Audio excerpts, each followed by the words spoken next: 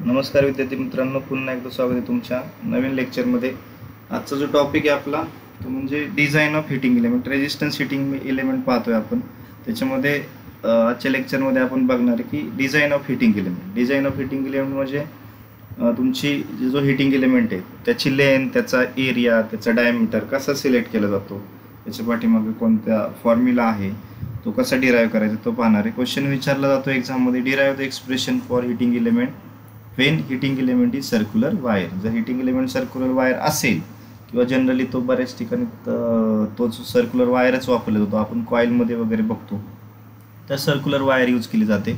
तर ती circular wire use करत असताना त्याच्या हीटिंग एलिमेंटची डिझाईन कशी करणार, त्याची लेंथ असेल, डायमीटर असेल। समोर बघू शकता डायग्राम आहे, एक आपण सर्क्युलर शेप असलेली एक छोटी वायर घेतलेली आहे। त्या वायरची जी लेंथ आहे ती आपण वायरची लेंथ ही एल घेतलेली, त्या वायरची लेंथ मध्ये बघू की स्मॉल एल ने इंडिकेट केलेली आहे आणि त्याचा जो डायमीटर आहे तो आपण डी ने इंडिकेट केलेला आहे, स्मॉल डी ने। आणि हा हीटिंग एलिमेंट आहे। जर ह्या हीटिंग एलिमेंटमधून आपण सप्लाय दिला, फेज समजा हा फेज न्यूट्रल, इथं जो सप्लाय दिला याच्यातून काय होणार आहे, करंट फ्लो होणार आहे, तो आय ने इंडिकेट केलेला आहे। आणि हा जो हीटिंग एलिमेंट आहे त्याचा काही ना काही रेजिस्टन्स असणार आहे, तो म्हणजे कॅपिटल आर ने शो केलेला आहे। यावेळेस करंट, आता हे पॅरामीटर बघा तुम्ही की पी म्हणजे काय आहे, ते इलेक्ट्रिकल इनपुट पॉवर आहे, पी म्हणजे सप्लाय व्होल्टेज इन व्होल्ट आहे, करंट इन एम्पियर आहे जो तुम्हाला समोर दिसतोय। त्याच्यानंतर रेजिस्टन्स घेतलेला आहे आपण capital R, resistance of heating element आहे ओम मध्ये। नंतर रो आहे, resistivity for specific resistance in ohm per meter मध्ये आहे। त्याच्यानंतर लेंथ आहे L, length of heating element आहे त्या जो मीटरमध्ये आहे। त्याच्यानंतर स्मॉल ए म्हणजे area of cross section of heating element, area आहे मीटर स्क्वेअरमध्ये। आणि शेवटी डी आहे, डी म्हणजे डायमीटर ऑफ हीटिंग एलिमेंट आहे।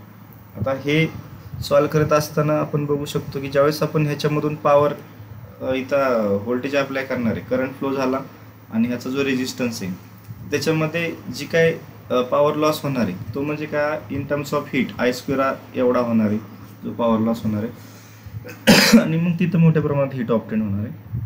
तर मग हा हीटिंग एलिमेंट डिझाईन करत असताना कोणते पॅरामीटर कन्सिडर केले जातात, तर फर्स्ट बेसिक जो फॉर्म्युला आहे आपला बघा, P is equal to V into I. पण हा जो करंट आहे त्या करंटलाच आपण असं लिहू शकतो की I is equal to V divided by R. मग ही जी व्हॅल्यू आहे ती आपण ह्याच्यामध्ये रिप्लेस करू शकतो, आयच्या जागी आपण ही जी व्हॅल्यू आलेली आहे 20 डिवायडेड बाय आर। आता ओम्स लॉने आपण ही व्हॅल्यू सांगू शकतो की I is equal to V upon R असणार आहे किंवा V is equal to I into R असणार आहे। तर इथं आपल्याला करंट रिप्लेस करायचं आहे व्ही अपॉन आरने, मग इथं करंटच्या ठिकाणी आपण व्ही डिवायडेड बाय आर ही व्हॅल्यू टाकली। त्याच्यानंतर व्ही इंटू हा व्ही इंटू व्ही काय होणार आहे, व्ही स्क्वेअर होणार आहे आणि हा आर असं राहणार आहे। P is equal to V square divided by R अशी व्हॅल्यू होती। ही इक्वेशन आपण त्याला बनवूया। नंतर रेजिस्टन्सचा basic formula R is equal to rho divided by L, हा बेसिक फॉर्म्युला आहे। त्याच्यानं ह्याला इक्वेशन नंबर 2 म्हणूया। बट जो एरिया आहे, आता सर्क्युलर इन शेप आहे आपली जी वायर आपण घेतलेली आहे, सर्क्युलर इन शेप, आणि त्याला असणार आहे काय, रेडियस, जी स्मॉल आर ने आपण इंडिकेट करू शकतो। मग ह्याचा जो सर्कलचा जो एरिया आहे तो काय असतो आपला पाय आर स्क्वेअर, हा एरिया असतो। पण आपण म्हणू शकतो की आता इन टर्म्स ऑफ डायमीटर घ्यायचं झालं तर ही रेडियस आहे, पण हा टोटल काय झाला, मग डायमीटर झाला, हा झाला डी।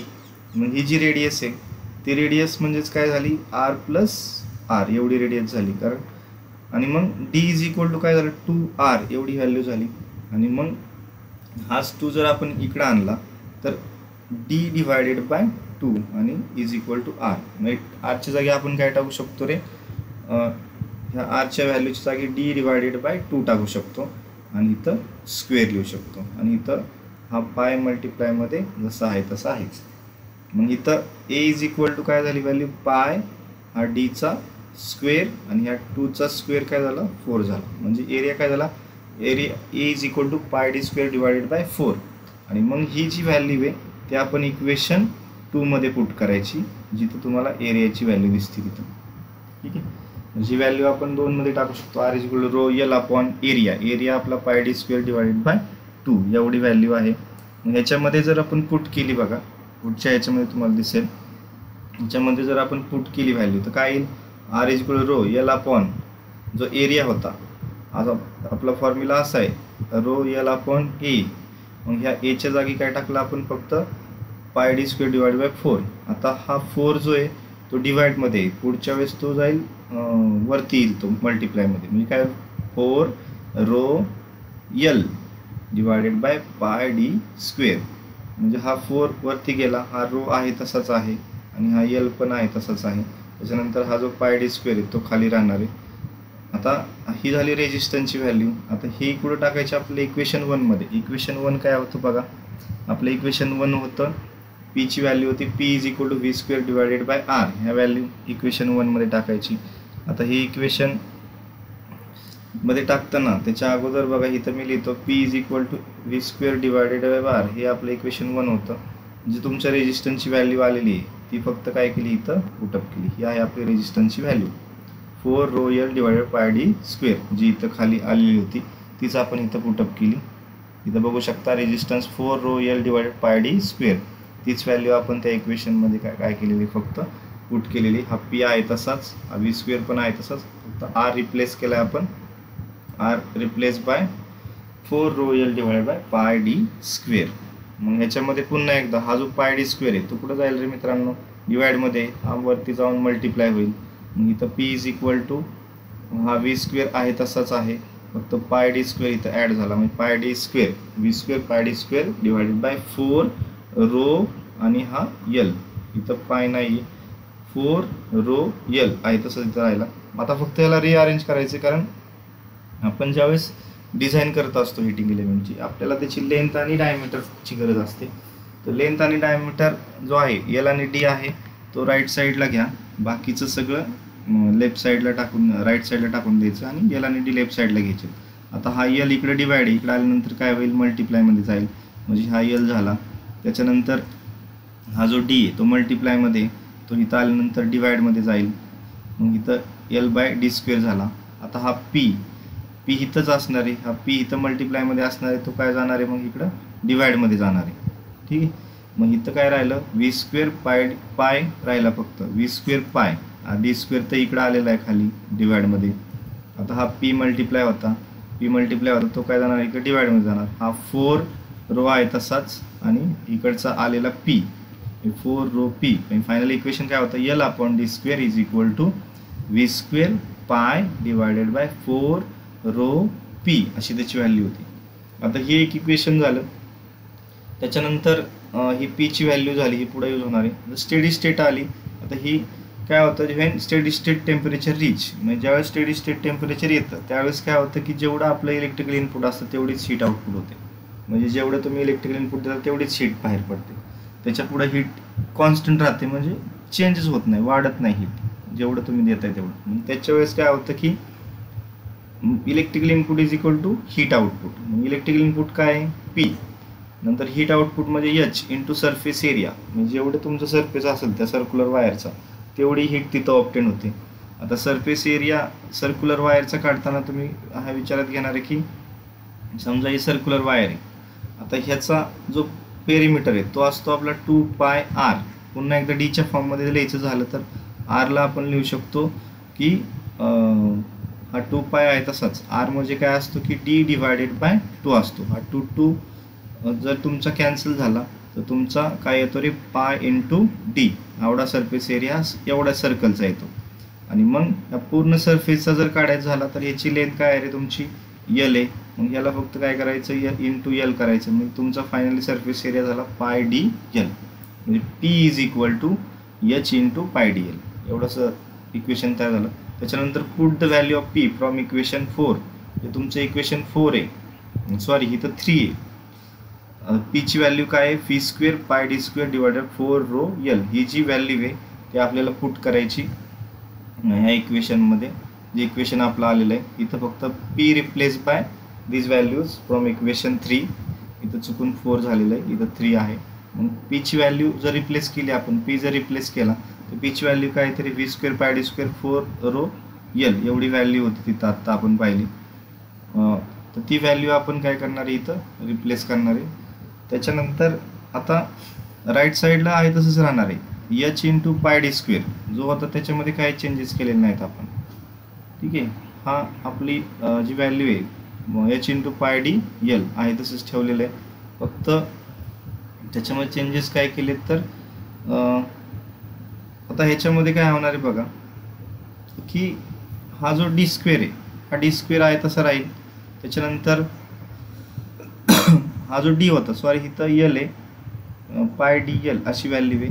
आणि इकडं जर पाहिलं V square pi D 4 rho L एवढी व्हॅल्यू आली होती. त्याची व्हॅल्यू पण लिहिताना 4 rho L V square pi D square 4 rho L अशी व्हॅल्यू होती. इथं बरोबर लिहिलेली, फक्त इथं एल डी स्क्वेअर नाही तर एल आहे. आता ह्या टर्म परत रिअरेंज करायचं. रिअरेंज करताना कशी करायची बघा की एल आणि डी परत लेफ्ट साईडला घ्यायचे. हा डी स्क्वेअर आहे तसंच जागेवरती ठेवायचा. हा जो एल आहे तो काय इकडं मल्टिप्लायमध्ये इकडं आल्यानंतर काय होईल तो डिवाईडला जाईल.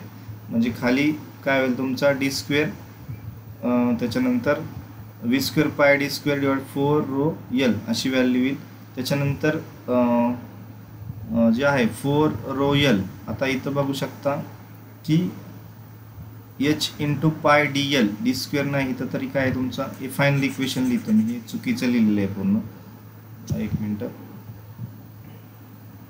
हे जे इक्वेशन आहे तुमचं H into pi D L असं इक्वेशन आहे. ते व्हॅल्यू टाकताना चुकीचं झालेलं आहे. एच इंटू पाय डी आणि एल असं इक्वेशन आहे. तर हे मी रब करतो पूर्ण. आता ह्याच्यामध्ये टर्म रिअरेंज करायच्यात. काय करायचं आहे तर बघा डी स्क्वेअर इथं आहे तसं ठेवला बरोबर. हा एल पण इथं आहे तसं ठेवायचा आहे. त्याच्यानंतर हा जो डी आणि एल आहे तो मल्टिप्लायमध्ये इकडे आल्यानंतर काय झाला डी आणि एल डिवाईडमध्ये गेला. त्याच्यानंतर इकडचे जे व्हॅल्यू आहेत आता इथं फक्त एच आणि पाय राहील. एच आणि पाय आहे तसेच. त्याच्यानंतर हा 4 रो डिवाईडमध्ये तो इकडे आल्यानंतर काय झाला रे मल्टिप्लायमध्ये गेला. ठीक आहे, मल्टिप्लायमध्ये गेला एच पाय आणि 4 रो मल्टिप्लायमध्ये गेला. त्याच्यानंतर हा व्ही स्क्वेअर मल्टिप्लायमध्ये इकडे आल्यानंतर काय झाला डिवाईडमध्ये गेला. हा पाय पण मल्टिप्लायमध्ये इकडे आल्यानंतर डिवाईडमध्ये गेला. आता हा पाय पाय कॅन्सल होणार आहे. त्याच्यानंतर हा डी स्क्वेअर आणि डी हा डी आणि हा एक डी स्क्वेअरमधला एक डी कॅन्सल होणार आहे. राहते काय इथं फक्त वरती राहतोय आपला डी राहतोय. एल इंटू एल काय झाला इथं एल स्क्वेअर होईल नक्की D square. L square D upon L square होईल is equal to 4 rho H. ठीक आहे, एवढी व्हॅल्यू तिथं होईल. आता 4 रो एच एवढी व्हॅल्यू हा 4 त्याच्यानंतर हा रो आणि हा एच आणि खाली फक्त राहिला आपला व्ही स्क्वेअर. तर आपलं फायनल इक्वेशन आलं D divided by L square is equal to 4 rho H V square. असे जे इक्वेशन आहेत तुमचे हे एक इक्वेशन आणि वरती 4 नंबरचं जे इक्वेशन होतं from equation 4 and 5 we can calculate the length and diameter of the wire. ह्याच्यावरून आपण त्याची लेंथ आणि डायमीटर कॅल्क्युलेट करू शकतो. तर हे जे डेरिवेशन आहे ते बऱ्याच वेळा तुम्हाला एक्झाममध्ये विचारलं जाईल. हे एक इक्वेशन आहे इक्वेशन नंबर 4 हे पण तुम्ही कॅल्क्युलेशनसाठी वापरू शकता. आणि दुसरं म्हणजे हे equation D divided by L square 4 rho H divided by V square हे एक इक्वेशन तुम्ही कॅल्क्युलेशनसाठी वापरू शकता. कशासाठी तर डिझाईन ऑफ फिटिंग. ह्याच्यावरून तुम्ही लेंथ आणि डायमीटर काढू शकता किंवा तुम्हाला अजून दुसऱ्या व्हॅल्यू जर फाइंड आउट करायच्या असतील तर त्या करू शकता. फक्त लेंथ तुमची मीटरमध्ये कॅल्क्युलेट करा आणि डायमीटर जो आहे तो एमएममध्ये, कारण हिटिंग एलिमेंटची जी साईज आहे ती खूप कमी असते. त्यामुळे डायमीटर शक्यतो तुम्हाला एमएममध्ये कॅल्क्युलेट करावा लागतो. जे पुढचं लेक्चर होईल आपलं त्याच्यामध्ये आपण न्यूमरिकल घेऊयात जे ह्याच्या हिटिंग एलिमेंटवरती डिपेंड असणार. ह्या इक्वेशनवरतीच पुढचे न्यूमरिकल डिपेंड असतील. तर ते न्यूमरिकल आपण ह्याच फॉर्म्युलाने आपण सॉल्व करणार आहे. त्याच्यामध्ये तो एक बेसिक फॉर्म्युला यूज करायचा आहे स्टीफन्स लॉ ऑफ रेडिएशन एचचा. त्याच्यावरून सुद्धा आपण हे करू शकतो सॉल्व करू शकतो. तर आजचं जे लेक्चर होतं ते खास ह्या इक्वेशनसाठीच होतं. मला वाटतं सगळ्यांना इक्वेशन समजले असतील. आणि ह्याच्यावरती एक 4 मार्कचा क्वेश्चन विचारला जातो. जर नाही क्वेश्चन आला तर डेरिवेशन येतं. आजचं लेक्चर आपण इथेच थांबूया. धन्यवाद.